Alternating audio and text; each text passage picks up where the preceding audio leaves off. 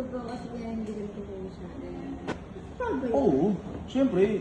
Kumbaga, siyempre blessing yun eh. Blessing? Oo. Napanindigan niya naman eh, na buhay niya naman. Ah, so yun yung pinaglalaban mo? Yung nagkaanak ka ng maaga? Oo naman. Pinanindigan ko po.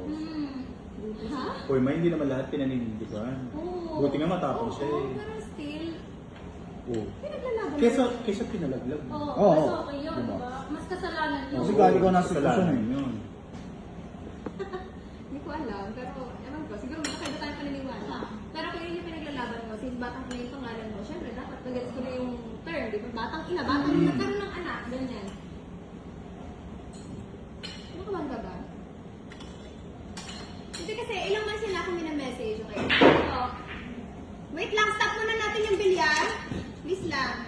Ang ingay. Ayun pa. So, ilang months na ako minamessage, and sabi ni Derek, magpakabait ka naman. Imig mo naman, ganyan. So, kaya ako siya minit kasi ang kulit niya! Ang kulit niya sobra. And, hindi, kita naman na, nakita pa ang kulit niya. Tapos sa sobrang kulit niya, nalit siya ng 2 hours. Baka naman sila gandang. Hindi, yung traffic eh. Hindi na napaputol. Pinagdala mo akong putulin din. Hindi naman namin Bakit katulad. naman putulin? Wait lang. Nagbablog kami. Doon muna kayo, please lang. Doon muna kayo nila, Bebo. Pinapahilaan niyo ako sa ano eh. Vlog ko to yun, nakikisingit ko. Hindi na yun dyan. Gutom nga, gutom. Sige, bahala ka. Gutom, alas 12 na oh. Bumiyat ka. Bahala ka.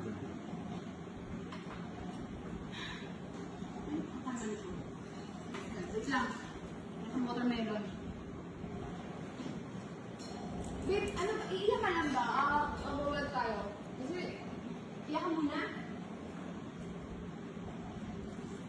Iyak ka muna. Sige. Gusto ko na mag-vlog. Mag-iyak ka na lang. Ano to? Purinaria.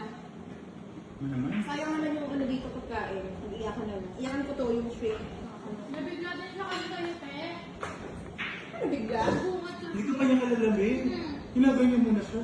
Naling 2 hours ng klase yung nakaka-stress sa akin. Bago lang dito. Nasaan na yung hindi mong bata siya?